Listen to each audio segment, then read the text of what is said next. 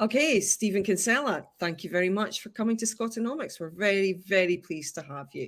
So I would like you to introduce yourself to our audience and tell them a little bit about your background, your education. So I'm Professor of Economics at the University of Limerick in Ireland. I'm head of the Department of Economics. I'm also the co-director of a new kind of software engineering degree called Immersive Software Engineering. I write for a news site called The Currency, where I'm the chief economics writer. I run about 6 different research projects at the moment, from looking at everything from healthcare to smart cities to something called low code, no code. And I've written a couple of books in the past. And yeah, my education, basically, I started out in computational physics, chemistry, and didn't like that. And they said, we've got a degree for people who, this is in Trinity in Dublin, we've got a degree for people who don't know what they want to do. It's called business. So they fired me into this giant business degree. And I found economics there, some truly amazing professors. People like Philip Lane, who's now the chief economist of the European Central Bank, and Kevin O'Rourke, and people like that who are just superb, and you should have them on your podcast. And Frances Ruan, who went on to become the director of the ESRI, the first female director. But anyway, all these amazing people. And and then so majored in economics, and then I went to Galway. I did a master's and a PhD there. And then I went to the New School for Social Research in New York, where I did another master's, 2 more masters, and another PhD. So basically, then I fish up on the 1st of September 2006 here at the University of Limerick, and I've been here ever since. And it's a brilliant place to work, because you get to be as free as you want. It's a really entrepreneurial university. It's only 50 years old. It was founded by a guy called Ed Walsh, who was then 29. Can you imagine a 29-year-old founding a university? The idea of institutional innovation always has me very excited. And UL is a place where if you have an idea, you'll go to your boss and you'll say, I've got an idea for this. And the first answer is no. But the second answer might be maybe. Whereas in most places, the first answer is no, and you're like, okay, I'll just go away. So it's a place where you can do new things, and I can tell you more about those things if you want. But basically, that's me. So I'm a little bit of an oddball in that I really work across multiple disciplines. I've supervised PhDs in everything from medicine to psychology to macroeconomics to healthcare, loads of stuff, and I'm excited by everything, and I think that's a problem because at my age, you really have to be a bit more coherent. But I just think that my watchword in life is just do stuff that you're interested in, and it'll be grand. And it has been. It's all worked out. So yeah, that's me. Yeah, I mean, they do actually say that to the kids at Eton, apparently. Just follow the thing that you really like, and you will make money. So I don't, I think that has not happened to me. That has not happened to me. It sounds like you were really bigging up the university there, and it just kind of made me think of how much we hear about Ireland being bigged up, especially in Scotland, and Ireland's kind of held up as this shining light and this great example of a successful small nation that gained independence from the UK, and it's doing so much better than it would have had it stayed part of the United Kingdom. Is it all sunshine and lollipops in Ireland, and does this provide a cut and paste template for an independent Scotland? That's a great question. So a reading for all the listeners. There's a brilliant paper by Kevin O'Rourke, who I already mentioned, and a guy called Cormac O'Grada, who's basically the world's greatest economic historian when it comes to famines, in fact. But they're also brilliant economic historians. And it's called The Irish Economy, a Century After Partition. So it's 100 years since we split, essentially, from the UK, and their take is very simple: that the economic argument for separation was terrible, right? No economist in 1910 would have said that it's a brilliant idea for this small, backward, rural, depopulated, immiserated place with no natural resources to decouple from the world's largest and most successful economy. That was economically extremely dumb. As one stat might help, the percentage of exports from Ireland to the UK in the 30s was, in the 20s was about 95%. Right. So this was not just our main trading partner. This was the trading partner. Okay. Today, it's 13%. Okay. It's still a big deal. Still a big deal. Geography matters. Gravity matters. But it's not the center of the universe as regards it. So the first thing I would say to our Scottish colleagues, and I have a very good friend and colleague, Dr. Angus Armstrong, who's from the Rebuilding Macro Project. You guys should definitely talk to him. He's brilliant, and he's really kind of taught me a lot about the Scottish economy, and I spent a bit of time kind of in Edinburgh and in Glasgow a while ago learning about this, and the argument for partition is political and identity based. And the reality is that over a 30 to 50 to 100 year timescale, the structures of the economy will alter. And it's really interesting because we actually have a perfect natural experiment here in Ireland, on the island of Ireland. So I'm speaking to you from the Republic of Ireland, which is 26 counties in the south, or most of it's in the south, and then the 6 counties in the north. Everybody listening to this probably knows this, but it was partitioned essentially on religious grounds. So there was an idea that there was sort of a Protestant bit and a Catholic bit. It was also this also tied up with money. So essentially, the richer parts of the island were partitioned off into the areas that most suited them. So we ended up, and Ogróda and O'Rourke go into this in great detail, so I won't get into that. But we ended up in a situation where, let's say in the 1920s, 1930s, Ireland is a poor, rural, backward place, and we embarked on a seriously stupid experiment, which was we cut off ties with the UK, and with the rest of the world. It was an autarchical situation where we simply did not connect up with the rest of the world. We thought we could do it all ourselves. Guess what? You can't. So trade matters. And it was only in the 40s and 50s that we realized, we should trade more. But at this point, really, Ireland is a laggard. It has not gotten any of the gains of the post-war era, the golden age of economic growth from 1945 to 1973 essentially completely leaves Ireland behind. It's still a backward place. It's very poor. It was called the sick man of Europe in many respects for many years. And then in about the late 1950s, a guy called T.K. Whitaker and a guy called Sean Lemass. Lemass was the prime minister of the country, and T.K. Whitaker was its chief civil servant, the secretary general of the Department of Finance. Whitaker wrote something called the Program for Economic Expansion, which was basically export-led growth.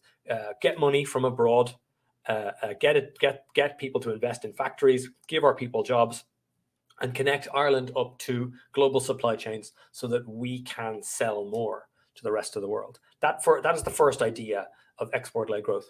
The second idea, which comes much later, is the idea that we can start using our taxation system and our industrial policy to make it so that it's extremely favorable for businesses to locate here as opposed to anywhere else. Now that's all fine, but fundamentally it's still a backwater on the literal edge of Europe. What's the change that comes about? The change that comes about is in 1973, Ireland joins the European Union, what is now the European Union. The only reason we joined was because the UK were joining too, and we would not have gotten entry into a fact that is conveniently forgotten by nationalists in Ireland. The only reason we got in was that the UK argued that we should be in with them. Right, we were not going to be admitted. You weren't really wealthy enough to be considered. Not at all. They didn't really want Ireland. Not at all. Not at all. As a matter of fact, there are arguments that, and another book I'm going to plug is my colleague, Dr. Kieran Casey.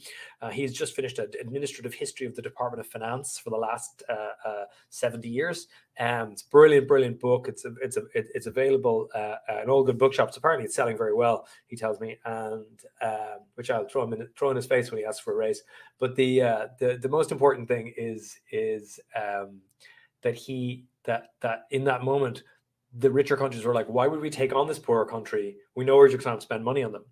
So Ireland really takes that by the scruff of the neck and says, look, we're going to get these structural funds from Europe, and we did that in the 80s and 90s. We're going to start lowering our corporation tax rate, and we're going to alter the structure of our economy. So where do we end up? We end up with an FDI, foreign direct investment giant. We're the second largest in the world in terms of getting a foreign direct investment. And people say, oh, that's because you're a tax haven, whatever. It's really not. The taxes are what opens the door for these companies. What really sells them on it is it's a very business friendly environment. You can set up a business here in 2 days. There are loads of bilateral tax treaties and loads of connections here, there, and everywhere. 65% of people under 40 have an undergraduate degree. Most of us speak 2 languages. We're extremely well geographically located, like Scotland would be too, by the way, because if you want to have a transatlantic trade, it's really helpful to be where we are. And fundamentally, the architecture of the state is designed to support this small open economy model.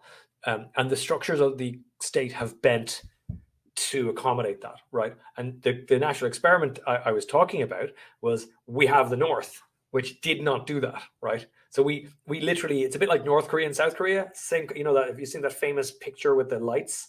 I'm not comparing the north of Ireland to North Korea. I'm just be clear. But it's that idea of, you've got 2 geographical areas with 2 different rule sets, and we would be about 25% richer per capita than they are. And that's not using a GDP measure.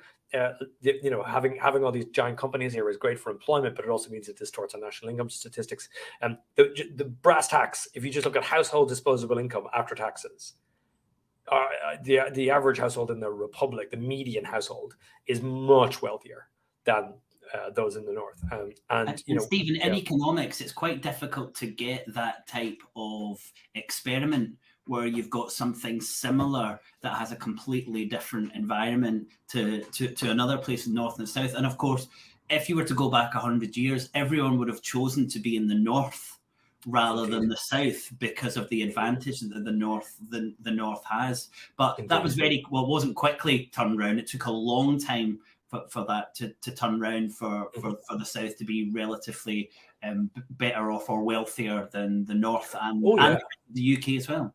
Yeah, I mean, so you got to remember, right? So Scotland is starting from a totally different place, a much better place, a place of vastly higher education, great technological advantages, huge goodwill around the world, really coherent set. Also, there's a huge natural resource difference, right?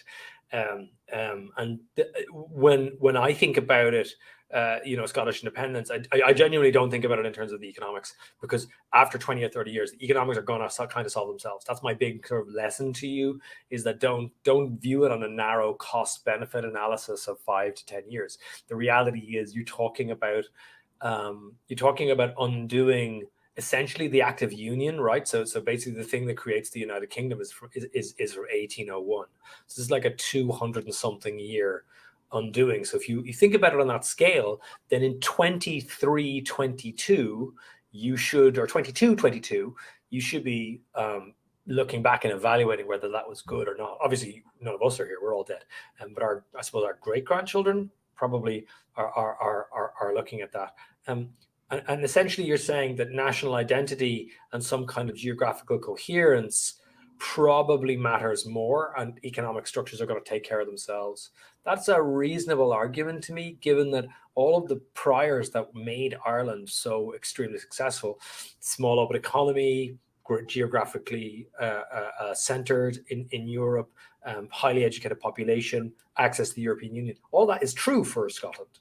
It's also true for here. So it strikes me that the conditions for success are really, really well done. And I just wouldn't get hung up on stuff like, who's going to pay the pensions and all that kind of stuff. It'll be fine. Yeah. Now, tell me, Ireland adopted the euro in January 2002, giving up the Irish punt. Previous to that, it had been fixed to sterling, and then as part of the European exchange rate mechanism. So the Irish Central Bank have said that a theme running through the history of the Irish pound is a search for stability in financial conditions and stability in prices. So can you explain why this stability was so important to the Irish economy? Simply put, the reality is that Ireland imports all of its major products. Therefore, we're exposed to what's called cost push inflation. So if the price of oil goes up, as it has, all of our business processes get more expensive. The idea of an independent currency makes lots of sense. It makes no sense 95% of the time.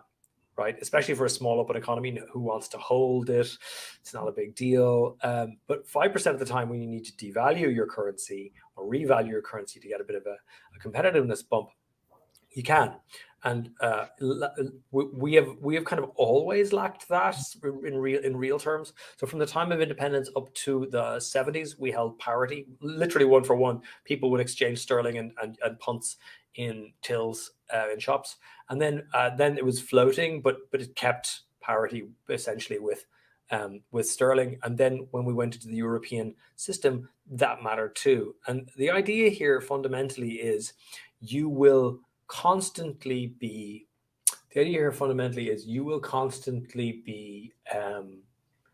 buffeted by the slings and arrows of outrageous fortune as a small open economy. Without our own currency, and we don't have one, it means that if the economy becomes overheated, the only way to reduce or devalue is through the wage channel. And when you think about that carefully, what that really means is austerity, right? So we without your own currency, you instantly have to depreciate or shrink the economy through the wage channel, and that hurts people. It does lead to a revaluing of competitiveness. So this is something I talk to students about. I also tell policymakers the whole time.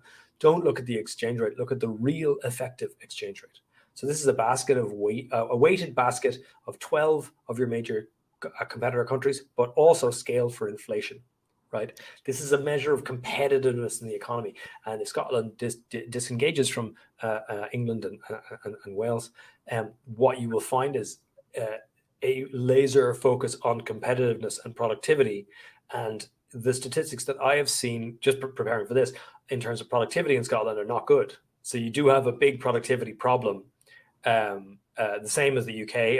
All of the UK is a productivity problem, but it's particularly acute in Scotland. So I think that having your own currency, it gives policymakers a huge temptation to simply devalue when things go wrong, as opposed to trying to get the structures in the economy right, which may or may not be austerity. It depends on how it works. But it's a key issue. You're always a price taker in international markets. You're always a rule taker in international markets.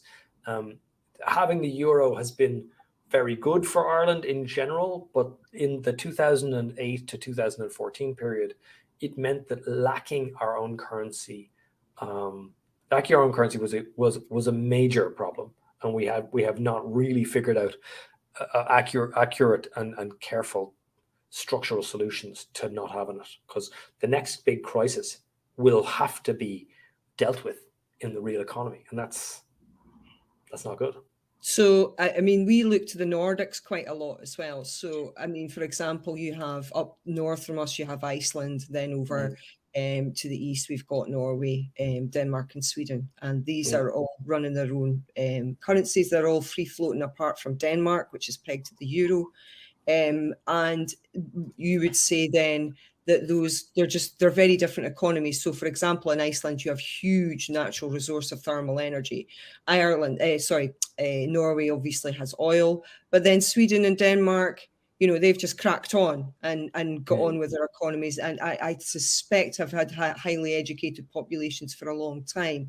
I'm not really sure about that. But do you think, what did Ireland, when it moved to the euro, do you think that it gave up something? And what would you see the economy now if you kept your own currency? Do you think there would be possibilities for Ireland now by having your own currency that you don't have now? I think so. I think the real difference here is when things go wrong. Like I said, having your own currency is a massive problem 95% of the time. It's something to manage, and it's just especially for small open economies. It's when there's a huge crisis that you need it, right? You need to be able to print off some money. Sometimes you need to be able to be able to weather storms yourself. The question is the trade-off. You have to manage this currency as a small open economy. Is the trade-off, is losing that lever important enough that you would join up with the euro, say, and have it all work out? Like I have done projects with Iceland, with the Central Bank of Iceland, in fact, and they funded some PhD students here in Limerick a couple of years ago, and so the PhD students, the university rather, was getting paid in krona, and it was very interesting. We were paying the students in euros, and if you ever have to do that, carry out a 4-year employment contract with exchange rate risk on it, you'll really get a sense of why it matters to have things work. Now, as it happened, we ended up with loads of more money in the bank, right? In that project, it actually worked out great, and I returned that money to the central bank in Iceland. They were like, "What?" And I said, "Well, it's just a currency. It's nothing to do with me. I didn't, I paid the guys. They got their PhDs. It all worked out great. We have some extra money because of the currency fluctuations. So I returned them the cash and closed up the account. But it could have exactly gone the other way, right? So through no fault of our own, we happened to be on the upswing of the currency situation. I think as an exporter, small open economies, because they have to have export discipline. This is another key idea for you guys. If another book to recommend is a book called How Asia Works by Joe Studwell. So what it is it's a comparative economic development history. So he picks sort of Taiwan and Philippines and South Korea and other countries, and not Singapore, and he kind of shows how they made the choices that they made and what has caused them to grow and do so well. And one of the big things is export discipline. The idea that you can't just create a lot of infant industries and have them kind of run around, because they won't become competitive into the future. Scotland actually and Ireland, none of these countries can actually afford in any sense to have small little uncompetitive islets inside their economy, particularly the private sector. So for example, this is the argument I've been making about offshore wind in Ireland. It turns out that we have a bit of it, like it's a bit like the North Sea oil thing. Like we literally have a giant oil field off the west coast of Ireland with the second best wind in the world, right? And it's in Scotland. No, it's after Iceland, ironically, up around the Arctic Circle. So it's the second most regular kind of wind, but in fact, and Scotland is the third, in the world. And my argument is this is like an oil field, and we should not just pay Danish contractors who have built up this base to install these things and then give us give us a little bit of a fee. We should figure out how to build the turbines ourselves, right? Yeah. And that's what South Korea did with their steel and their electronics and their car manufacturing. We should just do that. And when I say to policymakers like we should be like South Korea, they look at me like, what? And I'm like, do you know the phone in your pocket is South Korean? The car you're driving is South Korean. Like, you're not driving an Irish car with an Irish phone in your pocket. Yeah. To tie those couple of things together, then you've got that kind of foreign direct investment, which is your need to bring in a foreign currency. Indeed. And you're just saying, actually, this is what we have done up until now. And at some point, you have to think, well, actually, we can't just be here bringing in foreign currency. We need to be making all of these things ourselves. Exactly. And the second thing you said about currency was that it's really difficult 95% of the time, but when there's a crisis, it's absolutely crucial. Now, I would kind of say to you, do you not think we are now entering perhaps 5 decades or more where crisis is going to be the norm? And it's going to be fundamentally important for small economies to have the control to kind of buffer these, the slings and arrows that are coming to you. And I think tying yourself to like a big bloc like the European Union, if it has different priorities, could be seen as a sensible thing to do when you're searching for stability. But in a world of real turmoil and difficulty, that control through currency is important. And also it leads into that slightly different economic development of using your own currency to fund your own industries. What would you think about those points? Two things. The first is, and this is moving from the sort of the economic history of the past and the present policy problems to the future, is it's something that I think I want to write a book about it. I haven't it's too big for a research paper, and the ideas are too complex to really get across in a journal article or something. There's a thing I've been trying to get my head around, and it's the climate fiscal state. This idea of like, we're going to spend a fortune over the next 50 years, right? Decarbonizing, getting our heads around climate change, just dealing with the damage that we know will inevitably come. So it's not a question of like, oh, I wonder will Ireland flood? Like loads of this island is going to flood. And if you look at any of the simulations that people have done, which have been pretty nailed on, they've been pretty correct in the past. They show that large areas of this country near rivers are going to flood and essentially strand a load of assets, people's houses, and so forth. The argument is going to be, well, we need to pay for that. How are we going to pay for it? We're going to raise taxes, or we can borrow, or we can print money. That's it. Right. And now, if you raise taxes, you'd reduce disposable income, you reduce potential growth. If you decide to borrow more, that's fine, as long as you could borrow at a low interest rate. Happy days. What we do know is that there's a connection between the interest rate at which one's sovereign borrows, i.e., issuing sovereign debt, and the exchange rate of their currency. Right, there's a well-known relationship between those two things. And in fact, what the euro did was mask that relationship for a long time. It is still masking that relationship. Like, Ireland borrows at lower rates than Germany right now. That's nuts, right? Like, there's no one who can convince me, there's no, as an economist, there's no one in the world who can convince me that we're a better bet in terms of our fiscal sustainability than Germany. Okay, so there's a problem there where it masks it. That's only a problem for the future. If you're the Minister of Finance today, that's great, because that means you can borrow more and your interest rate payments are less.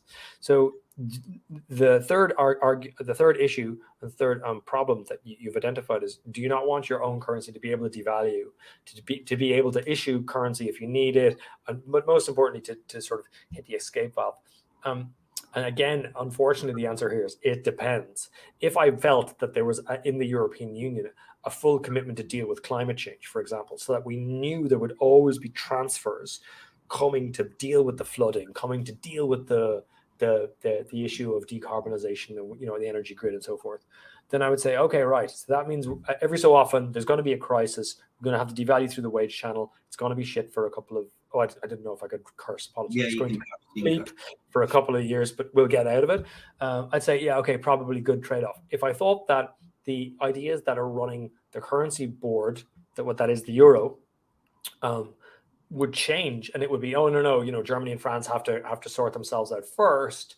Well, then I think my ideas would change.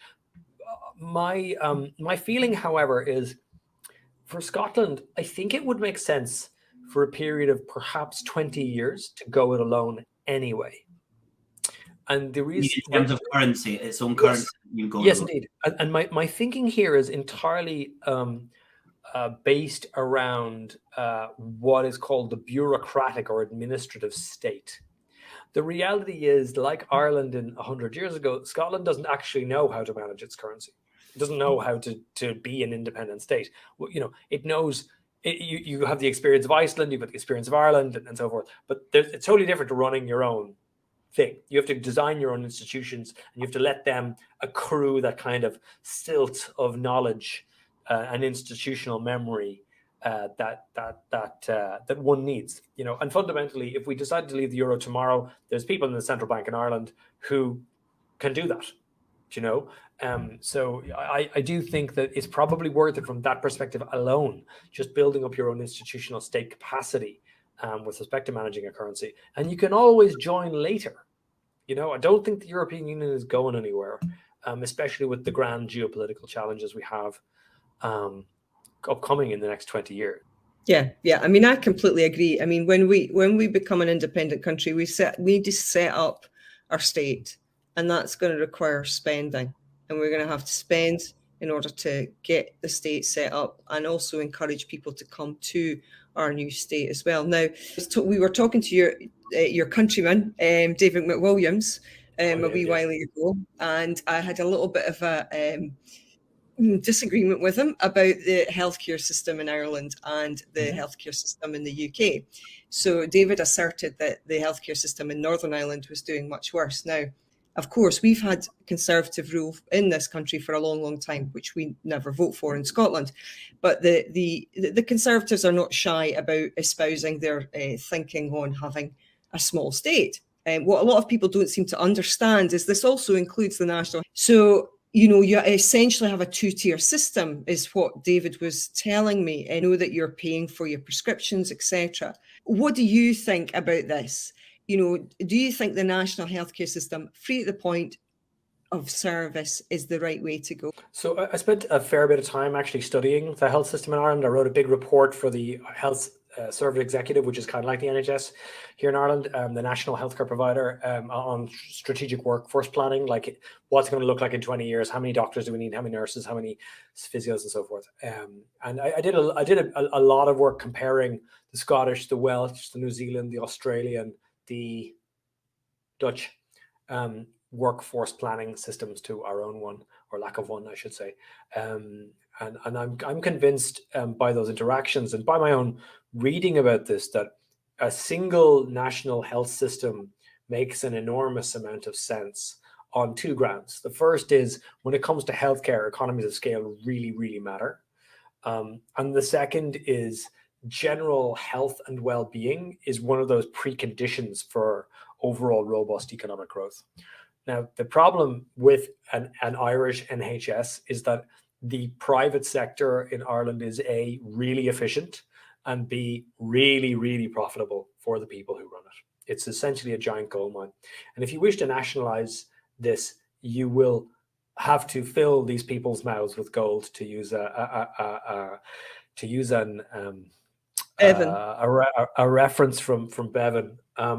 And so that's what you'd have to do, and it would be a lot of gold. You could do it. The third rationale for doing this, by the way, is reunification. So if one believes that in the next 20 years, Northern Ireland and Southern Ireland will reunify, becoming a republic, and the North joining up with Ireland, with the republic in some administrative form, I don't know which, but let's just assume it's all one country again. The people in the North are not going to vote for a two-tier system where they have to pay for their prescriptions and they have to pay for their dental care. And the people in the South are not going to vote to give people up the North a better healthcare system than they have. So it's going to be very interesting. I think the argument that David makes, and I've heard him make it, is, look, most 50% of the population have private health insurance here. It works pretty well. The 50% that don't, it doesn't work that well, but it works pretty well by international standards. So if you look at the Irish healthcare system, we spend an enormous amount of money, and the outcomes are broadly not comparable with countries that we would aspire to look at. For example, in the UK, cancer outcomes aren't as good. However, life expectancy in Ireland is actually higher than the rest of Europe. So there are things that we're doing well here. It is a good place to be. But if you've ever spent 11 and a half hours sitting in an emergency room waiting for a minor treatment, you won't agree that things are working quite well. So it's just another issue. And I do feel a national health system is a better option. But I think the strongest argument, to be perfectly honest with you, is not about equity between citizens, although that's a very strong argument. It's not about the standardization of care, and it's certainly not about having things being free at the point of sale. The strongest argument that one could make about a national healthcare system is that it's the most cost efficient. Like the NHS is the most cost efficient healthcare system on earth. It is a jewel in the crown of the administrative and social state in the UK. Yes, it is going to get more expensive to run this thing into the future, for sure, but that's a bit like the climate fiscal state. It's going to get more expensive. What are you going to do about it? Resource it. And where does the money come from? Increased productivity, right? Which is where your productivity, like Scotland's productivity problem, is enormous. Okay, it's a bigger problem, I think, than we have in the UK, in Ireland. But we actually, like, it's very difficult for us to disaggregate statistics because our multinational sector is so big. They distort our productivity statistics. We could have the same problem, you know. We have issues with our statistics as well, though. Oh Stephen. yeah, I know, yeah. Are very much it's kind of split up and guesstimates for a lot of it. So yeah, what's your thoughts of MMT as an economic thought and a process for observing how a modern economy works? Well, like I said, I was at the New School, which is the sort of the Harvard of heterodox economics, right? And in fact, they would describe themselves as better than Harvard. But of course they would. I met the people who are responsible for MMT. You know, Randy Ray, Stephanie Kelton. Stephanie Kelton actually has her PhD from the New School, right? So MMT and its ideas have been floating around. Deficits don't matter, neo-chartalism, blah blah blah, for a long time. So I saw this before it became a big thing. You know, I'm kind of a hipster, I guess, suppose. And my theory about it is that it is providing a series of policy prescriptions to people about why it's okay for them to spend more. So it's connecting directly with the politician's natural deficit bias. And that's grand. And if you're in America, and I argued this with Stephanie and with Randy, we were both part of something called the New Institute for New Economic Thinking, 10 years ago, 15 years ago. I argue with them very, very clearly, like, it's grand for America to do this. If you're running the world's reserve currency, it is true that deficits do not matter. If you're in Ireland or Scotland with its own currency, deficits definitely matter. You know, I was like, look, taxes are destroyed, and here's the balance sheet data, blah blah blah blah. And I'm there, I'm fine with all that. And they said, I'm fine with all that, but I said, look, I live in a place where if we don't toe the line, people simply turn off the tap of funding. What do we do? Oh, it's fine. They just get your own currency, start printing. I was like, who's going to hold our currency? Right? Who's going to hold our recently devalued currency? And they said, well, look at Argentina. I said, yeah, let's look at Argentina. Right? And so for me, the problem with MMT is not like that it doesn't have a mathematical model, right?